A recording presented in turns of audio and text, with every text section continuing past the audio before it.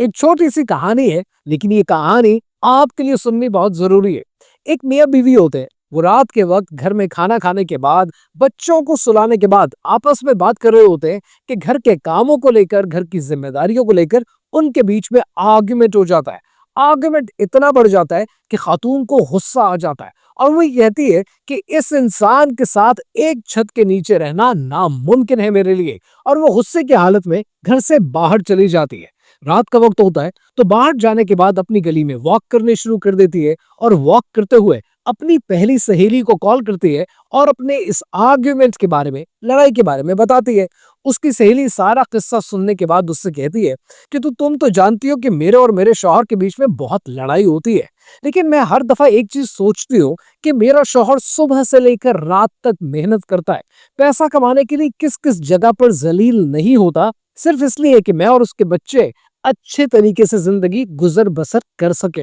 वो फोन रखती है, अपनी दूसरी सहेली को कॉल करती है। उसकी दूसरी सहेली कहती है कि तुम तो जानती हो कि मेरा शौहर नौकरी के लिए मुल्क से बाहर काम करता है और बाहर रहता है, तो कितने ऐसे काम हैं अपने और अपने बच्चों के जो मुझे मर्द बनकर खुद करने पड़ते हैं, और कितनी बार मुझे इस बात का एहसास होता है कि आज मेरे शौहर की फिजिकल प्रेजेंस मेरी जिंदगी के लिए कितनी जरूरी है। वो फोन रखती है और अपनी तीसरी सहेली को कॉल करती है और उसकी तीसरी सहेली कहती है कि तुम तो जानती हो कि शादी से पहले मैं हमेशा से इंडिपेंडेंट रही हूँ, पर मैंने ये समझा है कि शादी से पहले मैं अपने हिसाब से जिंदगी गुजारती थी। मेरा शौहर तब सिंगल था, अपने हिसाब से जिंदगी गुजारता था, लेकिन शादी के बाद मियाँ या बीवी के हिसाब से जिंदगी नहीं गुजरती। एक छत के नीचे दोनों को मिलकर अपना एक नया हिसाब बनाना पड़ता है। उस औरत ने फोन रखा और वापस अपने घर आ गई। जब घर आई तो शौहर ने कहा कि वॉक करके कुछ दिमाग ठंडा हुआ क्या?